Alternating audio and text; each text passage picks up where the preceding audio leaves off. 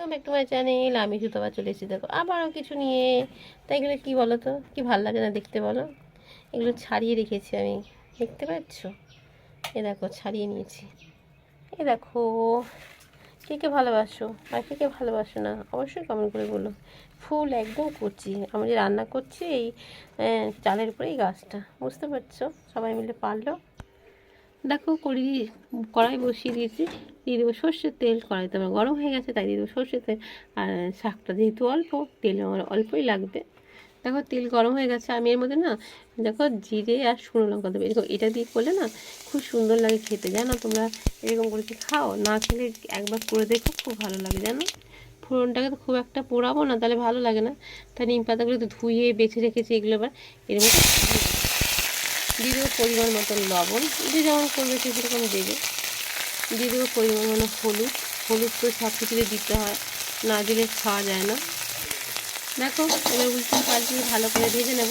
তোমরা তো অনেকেই বেগুন দিয়ে খাও, কেননা সবার সবাই জানে নিম বেগুন কথাতেই বলে সব থেকে ফেমাস। কিন্তু আমার ছেলে তো বেগুন খেতে চায় না, তাই আমি এরকম করেই ভাজি। আর বেগুনটাও আলাদা ভেজে নিই, যার ইচ্ছে হয় সে দিয়ে খায়। আর অনেকে আলু দেয়, যার যেমন ভালো লাগে সে সেরকম করে। আর আমি আগে খেতাম না জানো, এখন কিন্তু আমি খাই, আমার এখন খুব ভালো লাগে। আর একটা লঙ্কা ভাজা নিয়ে নিই, ব্যাস শুধু লঙ্কা জিরে দিলাম, আবার একটা লঙ্কা ভাজা নিয়ে নিই জানো, তাহলে খুব সুন্দর লাগে খেতে। আর এইসবই তো ঘরও গন্ধ হয়ে যায়, কী সুন্দর বলে নিম পাতাটা গন্ধ। দেখো আমি নিম পাতাটা ভাজছি, সারাটা ঘর আমার খুব সুন্দর তিতে তো একটা গন্ধ হয়ে গেছে জানো। দেখো তো ভাজা তো হয়ে গেছে, এবার নামিয়ে নেব।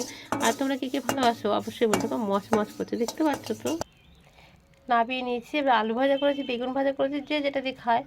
আর আমার তো লাগবে লঙ্কা ভাজা, তাই আমি লঙ্কা ভাজাটা তোমাদের সাথে শেয়ার করলাম। তোমরাও কি এরকম করে খাও? আর আমার ঠাকুরদাদা কী করতো জানো, এই নিম পাতাটাকে ভাজতো না, রোদে শুকিয়ে নিত, সেটাকে গুঁড়ো গুঁড়ো করে লঙ্কা ভাজা দিয়ে খেত, কাঁচা নিম পাতাটা জানো।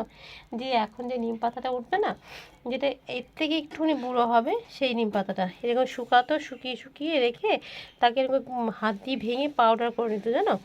পাউডার করে নিয়ে সেটাই হচ্ছে ভাত দিয়ে খেত, বলতো কি ভালো। আর আমার বাবাও খেত, আমার বাবা নিম পাতা খেতে খুব ভালোবাসে জানো। আমার ছেলেও ভালোবাসে, কিন্তু মেয়ে তেতোটা খায় না। তা তোমরা এরকম ভালোবাসো বলো, কে কে ভালোবাসো অবশ্যই আমাকে কমেন্ট করে বলো। আর যারা চ্যানেলটাকে এখনো সাবস্ক্রাইব করে পাশে থেকো। সবাই সুস্থ থেকো, ভালো থেকো, সবাইকে অনেক অনেক ভালোবাসা। দেখা হবে আবার কোনো নতুন ভিডিওর সাথে।